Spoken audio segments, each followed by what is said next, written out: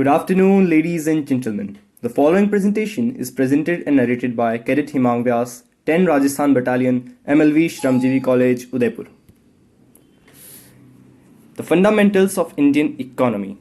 On the basis of timeline, Indian economy can be divided into 5 parts: ancient medieval era, Mughal era, British era, pre-liberalization era, post-liberalization era.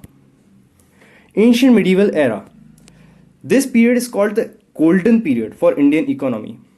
So what happened is, for a continuous duration of nearly 1700 years, from the year 180, India was at the topmost economy, constituting 35 to 40% of world GDP.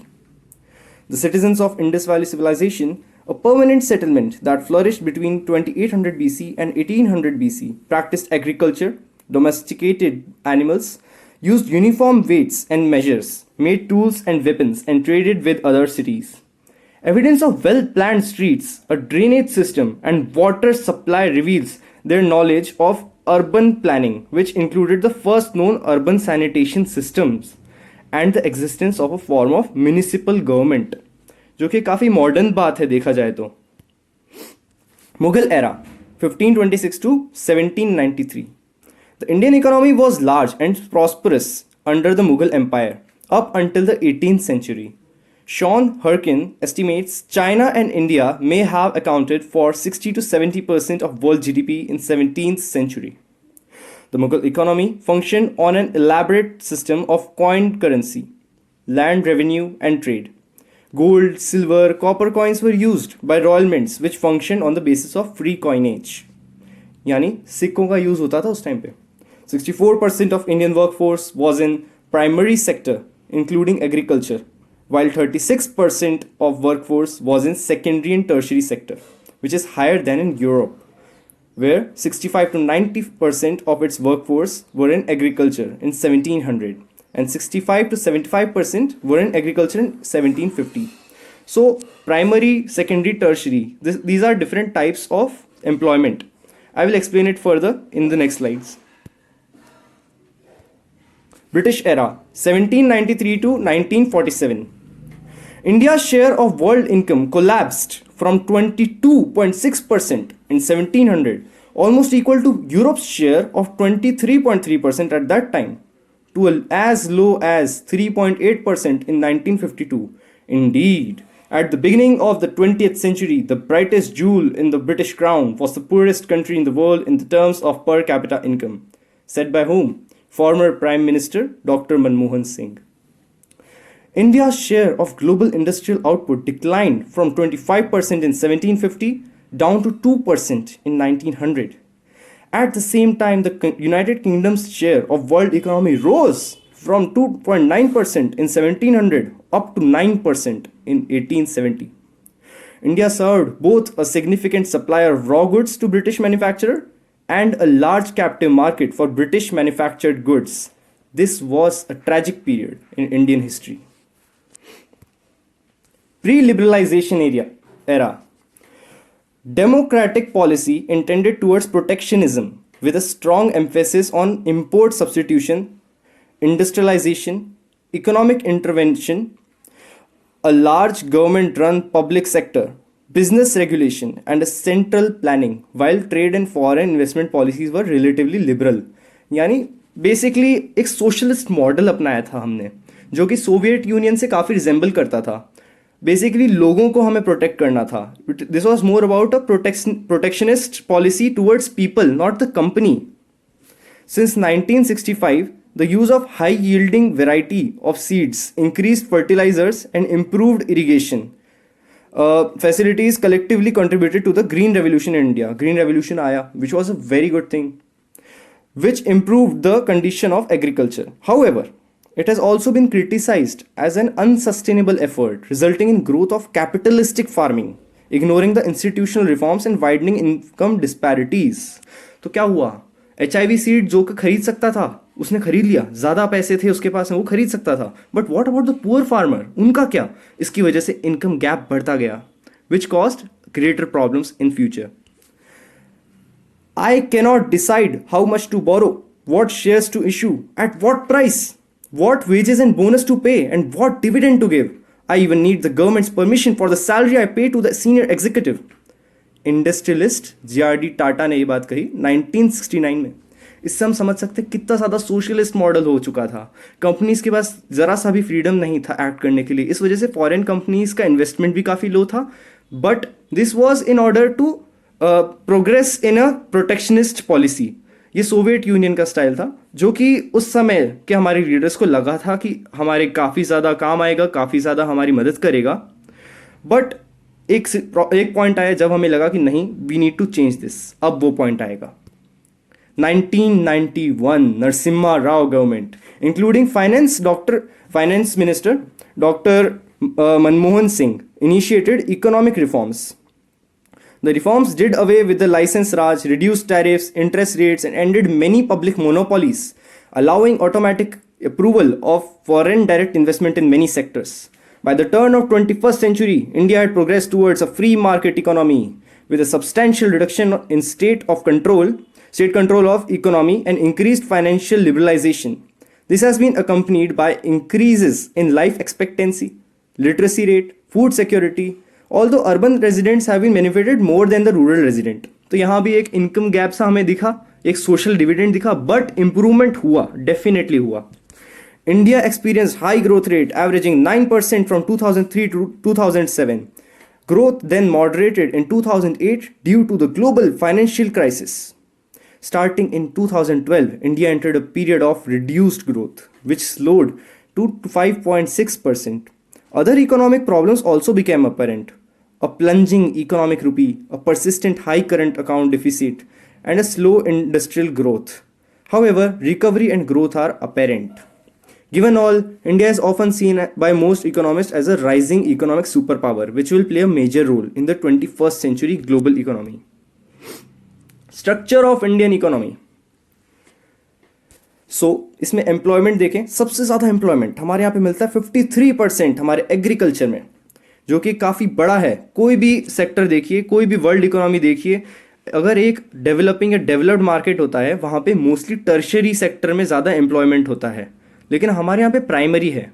तो इस वजह से services में या फिर manufacturing, जैसे हम secondary sector कहते हैं, प्राइमरी को एग्रीकल्चर कहते हैं, टर्शरी का मतलब सर्विसेज होता है. So, primary sector has a 53% employment in India. While GDP में contribution देखो 59% of services और industry में 27% and lowest in agriculture 14%. तो देखिए 53% are employed while the economic contribution is only 14%. This is a clear sign that if we increase the income of our farmers, the overall income is bound to increase.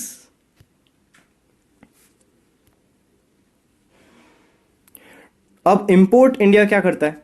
Import India सबसे ज़्यादा करता है crude oil. 37% crude import होता है हमारे यहाँ पे. And और भी कई सारी चीज़ें होती है, for example edible oil, equipment, transport. इनमें ज़्यादातर वो चीज़ें हैं जो इंडिया में जिनका प्रोडक्शन कम होता है. वाइल एक्सपोर्ट क्या होता है? एक्सपोर्ट भी हमारा पेट्रो प्रोडक्ट्स, यानी हम सबसे ज़्यादा जिसका इंपोर्ट करते हैं उसी का प्रोडक्ट बना के हम बेचते भी हैं. These were the statistics. As of 2020, IMF has estimated India to stand at 6th position in nominal GDP, projected at $2,592,583, a 10.29% and a rank decline from previous fiscal year. हमें अब यूके ने पीछे छोड़ दिया है नॉमिनल जीडीपी में, which is because of कोविड-19, क्योंकि हमारी पॉपुलेशन ज़्यादा है and we have been hit harder. According to IMF, nominal GDP per capita for year 2020 is estimated at 1877 US dollars.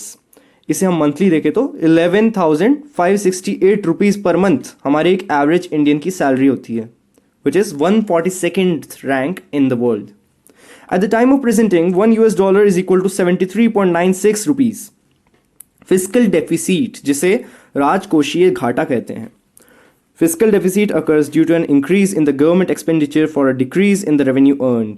The estimated fiscal year for 2019-20 is 7.03 lakh crore. Unemployment refers to the share of the labor force that is without work but available for and seeking unemployment. Indian unemployment rate for 2019 was 5.36 percentage, a 0.03% increase from last year. This percentage is expected to have increased because of COVID-19 pandemic. Problems ahead of Indian economy. Economic disparities. Poverty rates in India's poorest states are 3 to 4 times higher than those in the more advanced states, while India's average annual per capita income was 1410 US dollars in 2011, placing it among the poorest of the world's middle income countries. It was just $436 in Uttar Pradesh, which has more people than Brazil, and only $294 in Bihar, one of India's poorest states. This is a statement by World Bank in 2013. Illiteracy. India has made more progress, increasingly the primary education attendance rate and expanding literacy to approximately 3/4 of the population. India's literacy rate has grown from 52.2% in 1991 to 74.04% in 2011, which is remarkable. The right to education at elementary level has been made one of the fundamental rights under the 86th Amendment of 2002, and legislation has been enacted to further the objective of providing free education to all children. However, literacy rate of 74% is lower than the worldwide average, and the country suffers from a high dropout rate. Literacy rates and educational opportunities vary by region, gender, urban and rural areas, and among different social groups. Corruption. Corruption has been a pervasive problem in India. A 2005 study by Transparency International found that more than half of those surveyed had first had experience of paying a bribe or peddling influence to get a job done in public office in previous year. A follow-up study in 2008 found that the rate to be 40%. In 2011, TI ranked India at 95th place amongst the 183 countries' perceived levels of public sector corruption. By 2016, India saw a reduction in corruption and its ranking improved to 79th place, which is a good thing. Lack of infrastructure. Infrastructure is set of fundamental facilities and systems that support the sustainable functionality of the households and firms, serving a country, city, or other area, including the services and facilities necessary for its economy to function. While India has proposed plans for development on infrastructure, and we have come very far, India still lacks proper infrastructure to provide an optimum environment for proper functioning of the sectors. अब एक नया challenge आ चुका है, the new challenge COVID-19. During the COVID-19 pandemic, numerous rating agencies downgraded India's GDP predictions for fiscal year 2021. Fiscal year means next year, financial year, to negative figures, signaling a recession in India, the most severe since 1979.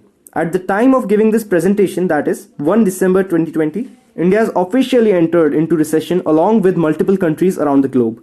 Economists have indicated a smoother ride for recovery from COVID-19. India has been observing an exponential growth where the GDP is doubling every 5 years. We have our own challenges and we are overcoming them with time. Even economists have always seen India as a big economic power of 21st century, and we are turning into one. At the end, I'd like to say the future is very bright for India, and I hope you learned something here. Jai Hind, Vande Mataram.